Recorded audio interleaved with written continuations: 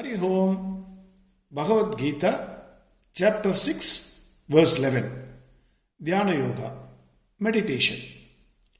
In the last verse, Bhagwan Krishna said, "Hey Arjuna, the person who wants to sincerely practice meditation, he must enter a quiet place, sit alone, body and mind relaxed, free from desire and possessions. Focus on the self." Preliminary conditions for entering into meditation. He must be like a scientist who enters his lab. The moment he enters his lab, the scientist will forget the entire world, even including his body. He will forget his hunger. Similar to a scientist, the person who wants to sincerely meditate, he has to enter the room with all the preliminary conditions prescribed by Bhagwan Krishna. Now verse 11. Again the conditions, further conditions. Bhagwan is saying, Ch.6 deshe pradishtabhyam sthiramasanamaatmanagam natyuchritam nadinicham chailajina kushottaram. Bhagwan gives further conditions. Ch.6 deshe pradishtabhyam. Bhagwan Krishna says, the place should be neat and clean. Now we are saying Swachh Bharat. Bhagwan, several thousand years ago, he said, the place should be neat and clean. Even in office, if you go on work, if you are working in an office, before the office opens, generally there will be a person who comes and cleans the table, chair, he will move the computer, everything, he will do the dusting. He will keep the place neat and clean. I need not have to emphasize this. All of us know cleanliness is godliness. There are many advantages of a clean place. Some of them I can visualize is, one, if the place is neat and clean, then that itself will give you some positive energy. Neat place. If you go to a dusty room, will you like it? On the roadside you will find kachara. You feel like closing your nose and running away. So if the place is neat and clean, that itself will give you a positive energy. Then if it is dusty, then you will get sneezing. You will get some trouble also. You cannot concentrate. You won't be able to meditate. Then two, small insects may come. It may spoil your meditation, like mosquitoes, or you may feel something is running on your body. Then you will get disturbed. Three, what I can think of is, you may fear that what we call is not snake, it is called in Tamil Sadapuran, something like that, a small crawling this thing. So that will come and you will feel, it will create a fear in you. It may not be there, but you may still feel that. So all this can be avoided if the place is neat and clean. Hence Bhagwan Krishna says, find a neat place or make the place very neat and clean. Suppose the place is dusty. First, the previous day itself you clean the place. Keep it neat and clean before you start your meditation. That is the first condition. Then, Ch.6 deshe pradishtabhyam sthiramasanam atmanagam. Now, what about asana? That is the seat. Seat should be firm, according to Bhagwan Krishna. Then only naturally you can concentrate. If the seat is, for example, I can give you this like a chief minister's seat. Nowadays, every politician, every minister wants to become a chief minister. The chief minister wants to save his seat, so he is not able to concentrate on anything. Similar to that, it should not happen. Your seat should not be shaky. I am not picking political, I just want to give you an example. What I mean is, the seat should not be shaky. If it is shaky, then most of your concentration will be in balancing yourself. You will sit and it will go this side, that side. So naturally you will get disturbed. Hence, the place where you sit, the seat should be firm. It helps you in keeping your body straight also. That is also very important. Why the seat should be firm. Next, Natyuchidam nati nicham. Bhagavan says the seat should not be too high or too low. If the seat is too high, then what happens? You have the fear of falling down.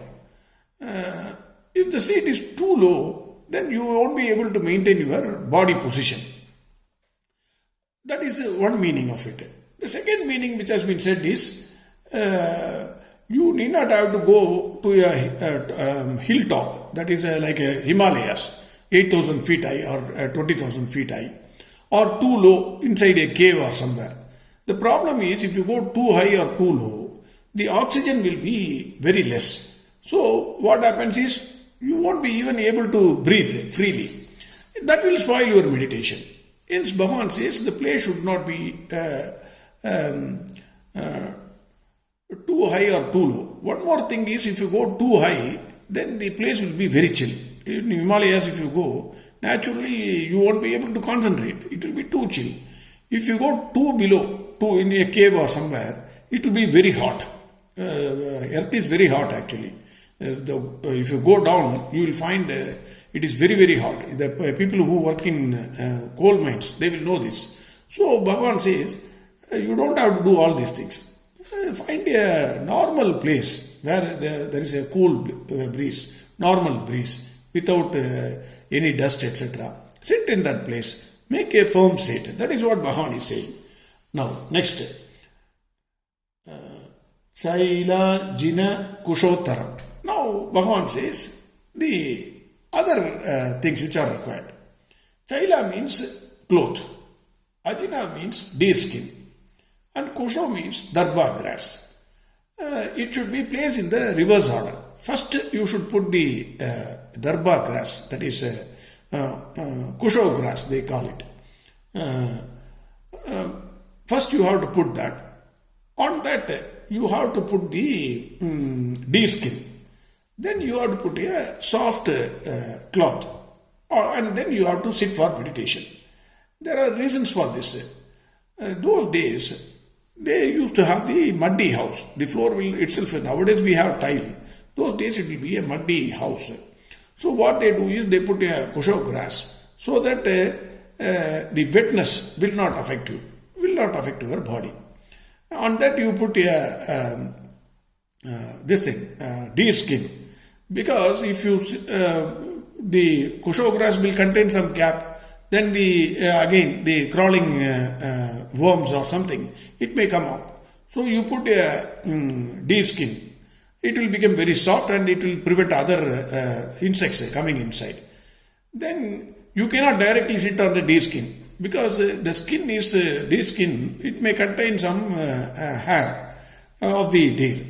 That is not, many people it won't be, the body will not accept it. You may feel itching feeling. Even today, if you travel in second AC compartment, they give you a woolen blanket and then two normal cloth blankets. What people generally do is either they put the woolen blanket down and then cover that woolen blanket by a white blanket, soft cloth blanket, and then sleep on that. Or what they do is, if they feel too chill, they put they lie down and they cover themselves with the white cloth blanket and then they cover themselves with the woolen blanket. So Bhagwan exactly same. Bhagwan is saying same thing. You first put the kusho grass, then you put the deer skin, and then you on top of it you put the soft cloth. That is what Bhagwan is saying. What he is saying is Chaila Jina Kushottara. Now the question is, these people generally believe that the person who wants to meditate, he went and he will kill a deer to get his skin, and then he will practice. Absolutely wrong understanding, absolutely unacceptable way of interpreting. People, if you want to meditate, the first and foremost condition is you must follow Ahimsa principle. That is, you should not kill any insect, even an insect. So the question of killing the deer never arises. Further, those days people were living in villages, the small villages, and everything is surrounded by a forest. One village to another village, it is very difficult to go because it is a forest. On the way, some animal will kill you and then it will eat you. So what happens is, they were living in an environment, forest environment. Normally, the tigers hunt or the lions hunt the deers. Deers are more in number. And naturally, if you go 100 feet in the forest, you will get a deer skin. You bring it and then you sit on that and you practice it. So that is the way people used to get the deer skin. It is not by killing. Killing is 100% prohibited for a person who wants to meditate. That is the main important point here. Then, another important thing is, Swami Dayananda Saraswati says, why Bhagwan Krishna suggested deer skin. In his book he says, he went to a zoo or somewhere in India, some place, maybe a forest or some ashram also. Some of the ashrams have deers. Maybe in Tirupati also, if you climb Tirupati, there is a forest, you can find deers running around. So what he did was, he gave 2 bananas to it, to one deer. It actually had those 2 bananas. Then he put his tongue on the another banana and gave it to the deer. That is, maybe he had half of it by biting and then gave it to the deer. The deer did not eat. This is what he is saying. He says, this is my personal experience, he says. He also says, I do not know what the deer in other countries will do. This, he says, it is my personal experience. I have seen, if you bite and give it to the deer, deer will not eat that banana. That is one of the things. That is why Bhagwan might have suggested deer skin. That is what he is saying. Then, the other point which I want to make is, people generally say, sir, where is the question of sitting in meditation, sir? You are saying Kush Grass. You are saying deer skin. Neither of them is available. And if I have a deer skin, naturally I have to practice meditation in jail only. There is no other way. Maybe a solitary confinement they will give. I have to lifelong practice meditation in jail only, which is naturally a dirty place. That is what you are. So I cannot practice meditation. If this is the condition, one has to meditate, then no one can practice meditation, at least in India, because in India it is prohibited. Deer skin is prohibited. So, what the Acharya says is that, see, these are all preliminary conditions suggested by Bhagwan. It is not compulsory. You have to read Bhagavad Gita in it was said thousands of years ago. So those times, whatever is prevailing, that was taken into account, and then Bhagwan has suggested these things. That doesn't mean that you have to go and kill a deer or get a deer skin somehow. No, that is not the case. You have to make a comfortable, firm seat and a clean place you have to sit. That is the idea behind meditation. As far as deer skin is concerned, then I agree on that. But Kush Grass and cloth, we are all having enough good clothes. It is not that we don't have clothes, good clothes, soft clothes. Or Kush Grass is not available. In India, throughout it is available, throughout the year. Every Amavasya, any temple you go, it is available. Every Grahan, it is available. Everywhere. I am not saying every ceremony it is available. So, Kush Grass is always available in all countries also. It is not only in India.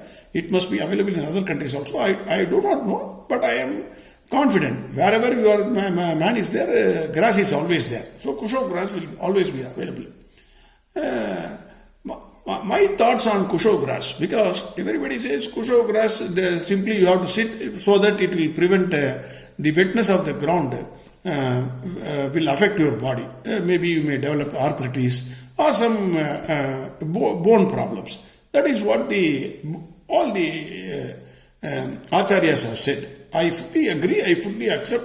I am definitely, my knowledge of Bhagavad Gita is extremely less. But having said this, my thoughts on this also I want to share on Kush Grass alone. Kush Grass is not a simple grass. Like any other grass, Kush Grass is not simple grass. There are two grass which is famous. One is that we call as for Ganesha Puja, We use one type of grass which is very, very important grass. Then the second grass is Kush grass. Kush grass, it has got its own sanctity. We will see that. One is, in Ramayana, when Ravana came to meet Sita Mata, in Ashokavana, Sita Mata put a small piece of Kush grass in between Ravana and then her, Sita Mata. And she starts speaking to him. Sita Mata says, you are equal to this small piece of grass. Further, the queens, when they speak to outsiders, they stand behind a screen and then only they speak. I will consider this Kush grass as a screen before you and me. That is what she is saying. That means what? All the bad effects, whatever that fellow is having, it will not cross the Kush grass. Please note. Maybe you may or you may not agree. That is a point you must note. Second point is, in the same Ramayana, Indra's son Jayanta, in the guise of a crow, he misbehaved with Sita Mata. Bhagwan Rama took Kush grass and uttered Brahmastra. Like today's guided missile. Brahmastra, all of us, I need not have to explain. It is like a guided missile. So what he did was, he uttered Brahmastra and then sent the grass. Jayanta ran from one god to another god for protection. Finally, he surrendered at the feet of Sita Mata, who left him unpunished. Okay, take it, chalo. You have committed the mistake, I forgive you. In Tamil, there is a saying, Vallavadakku pullum ayudam. That is, for a person of valor, that is Vallavan, a person of valor. Pull is grass, a blade of grass, and ayudam means weapon. So, for a person of valor, even a blade of grass is weapon. Even a small grass is weapon. I think this must have come from Ramayana. After Rama put that Kush grass against Jayanta. This is second one. Then third one, if you see, in Tamil Nadu, there is a practice even today. Tomorrow, I think the Grahan is coming. So, there is a practice. During Grahan period, whether it is Surya Grahan or Chandra Grahan, what we do is, normally, we take the Kush grass, we get that Kush grass and put on top of all the vessels by covering the vessel with a plate, and then we put the Kush grass to prevent the bad rays coming and affecting the food items. This is still prevailing in Tamil Nadu. Anywhere you can check. Then one more thing I want to say is, Dharmaputra's chariot never touched the ground till the time he uttered a lie. That Ashwathama, the elephant, when he said the elephant, they made the drum sound, etc. And then he said died. So in between that Ashwathama, the elephant died, the elephant noise did not reach the Dronacharya. But the moment he said this, his chariot touched the ground. That means this bhumi, this earth, it consists of Punya bhumi also, Pava bhumi also. Both are there. But Dharmaputra was pure soul, 100% pure soul. So it never touched his chariot never touched the ground. Only after he uttered this lie, it touched the ground. So, what the point which I am trying to say is, Kush grass is not ordinary grass, like what we think. Similarly, Arugambul, what we use in Tamil, we call it as Arugambul, which we put to Lord Ganesh. That also has some special effect. We do not know, we have not gone deep into the significance of Kush grass, like Tulasi or neem leaves, etc. Kush grass is not an ordinary grass. It is not only to give you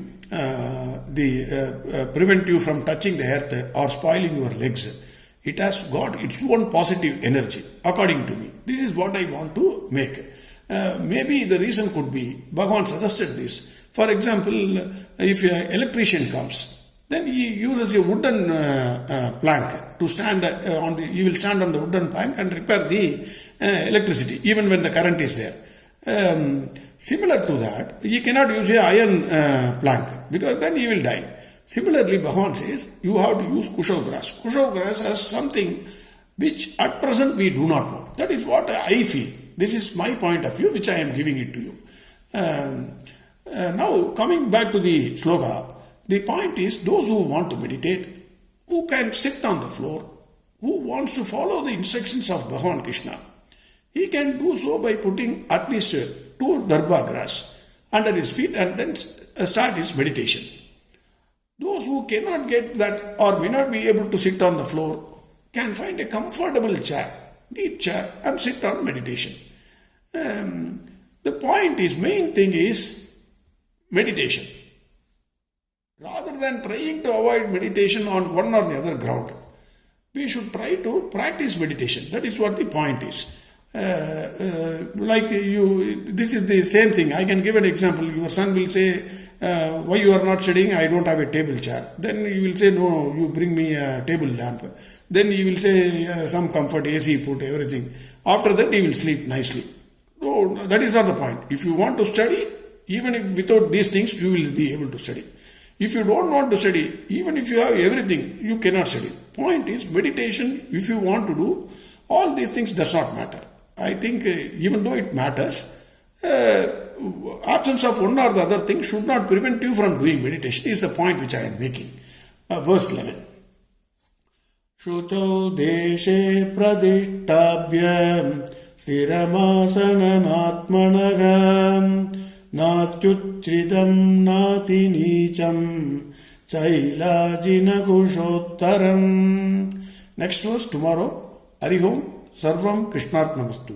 Narayana, Narayana, Narayana, Narayana, Narayana, Narayana, Narayana, Narayana, Narayana, Narayana.